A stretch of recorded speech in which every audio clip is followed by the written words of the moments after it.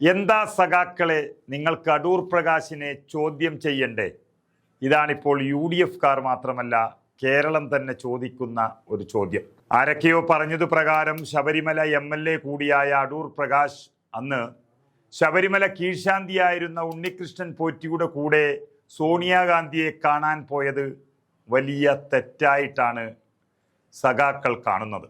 എന്നാൽ കീഴ്ശാന്തി പണി മതിയാക്കിയ ഉണ്ണികൃഷ്ണൻ പോറ്റിയെ ശബരിമല ഉൾപ്പെടെയുള്ള ക്ഷേത്രങ്ങളിലെ സ്വർണം മോഷ്ടിക്കാൻ നിയോഗിച്ച പിണറായി സർക്കാരിന് കീഴിലുള്ള ദേവസ്വം ബോർഡ് നേതാക്കൾ നടത്തിയത് മാത്രമാണ് കേരളം ഇന്ന് ചർച്ച ചെയ്യുന്നത്. അടൂർ പ്രകാശിൻ്റെ പേര് പോലും വിശ്വാസികൾ മിണ്ടുന്നില്ല. പകരം വിശ്വാസികളും കോടിക്കണക്കിന് വരുന്ന മലയാളികളും ഇന്നും പറഞ്ഞുകൊണ്ടിരിക്കുന്ന മോഷ്ടാക്കളുടെ പേര് എന്ന് പറയുന്നത് CPM നേതാക്കളായ പത്മകുമാർ, N വാസു, വിജയകുമാർ, ഒപ്പം തന്നെ ദേവസ്വം മന്ത്രിയായിരുന്ന കടകംപള്ളി സുരേന്ദ്രൻ തുടങ്ങിയവരുടേതാണ്. ഇതിൽ പലരും ജാമ്യം പോലും ലഭിക്കാതെ ജയിലിൽ കിടക്കുകയാണ് ഇപ്പോഴും. കടകംപള്ളി സുരേന്ദ്രനെ ചോദ്യം ചെയ്യുകയും അറസ്റ്റ് ചെയ്യാനുള്ള എല്ലാ തെളിവുകൾ പത്മകുമാർ നൽകിയതുമാണ്. നാളെ ഹൈക്കോടതി എന്തു പറയുമെന്ന് കാത്തിരിക്കുമ്പോൾ കടകംപള്ളിയെ അറസ്റ്റ് ചെയ്യേണ്ടി വന്നാൽ അതിലും അത്ഭുതമൊന്നുമില്ല. അവരെല്ലാം അയ്യപ്പൻ്റെ സ്വർണം മോഷ്ടിച്ചവർ തന്നെയാണ്. ഇതൊന്നും പിണറായി വിജയൻ എന്ന മുഖ്യമന്ത്രി അറിയാതെ നടക്കില്ല എന്നുള്ളതും സാധാരണ കുഞ്ഞുങ്ങൾക്ക് പോലും അറിയാം. അതിനെയാണ് ഇങ്ങനെ ഒളിപ്പിച്ചു വെക്കാൻ നോക്കുന്നത്. പക്ഷെ അതുകൊണ്ടൊന്നും കാര്യമില്ല. അയ്യപ്പൻ്റെ സ്വർണം കട്ടത് മുഴുവൻ പിണറായി വിജയൻ സർക്കാർ ഭരിക്കുമ്പോഴാണ് എന്നും ശബരിമലയുടെ പൂർണ്ണ സംരക്ഷണം കയ്യിലുള്ള പിണറായി സർക്കാർ അതിനുള്ള വഴിയൊരുക്കിയെന്ന് എല്ലാവരും പറഞ്ഞു നടക്കുകയാണ് ഇപ്പോഴും. എന്നാൽ ഇപ്പോൾ പുറത്തു വന്ന അല്ലെങ്കിൽ പുറത്തു വന്നുകൊണ്ടിരിക്കുന്ന ഒരു വാർത്ത, അല്ലെങ്കിൽ UDF കൺവീനർ അടൂർ പ്രകാശ് പുറത്തുവിട്ട വാർത്ത, അത് ആളിപ്പടരുകയാണ്. മുഖ്യമന്ത്രി പിണറായി വിജയൻ പറഞ്ഞാൽ എന്തും ചെയ്യുന്ന വിശ്വസ്തനാണ് ജോൺ ബ്രിട്ടാസ് MP.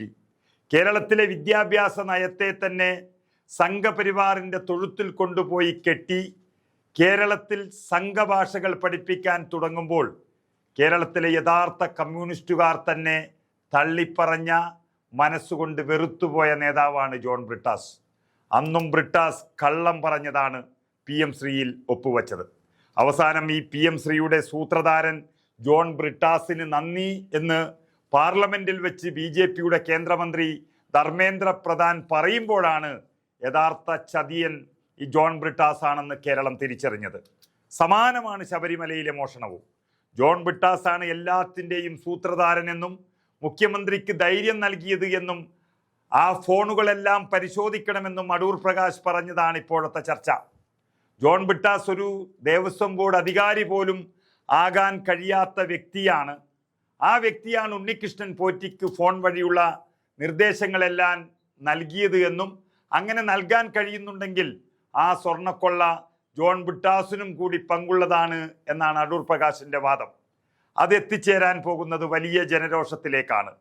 ധൈര്യമുണ്ടെങ്കിൽ SITയും മുഖ്യമന്ത്രി പിണറായി വിജയനും ചേർന്ന് നട്ടല് എന്നുണ്ടെങ്കിൽ അടൂർ പ്രകാശിനെ ഒന്ന് ചോദ്യം ചെയ്യണം. ഏതായാലും ശബരിമലയിലെ ഉന്നത പട്ടികയിലേക്ക് ജോൺ ബ്രിട്ടാസിൻ്റെ പേര് കൂടി വന്നതോടെ UDF പറഞ്ഞതോടെ ജനമിളകും എന്നതിൽ സംശയമില്ല. ഉണ്ണികൃഷ്ണൻ പോറ്റിയെ നിയന്ത്രിച്ചത് ജോൺ ബ്രിട്ടാസ് ആണ് എന്ന അടൂർ പ്രകാശിൻ്റെ വാദം അത് ശരിയാണോ എന്നറിയാൻ ജനങ്ങൾ കാത്തിരിക്കുകയാണ്.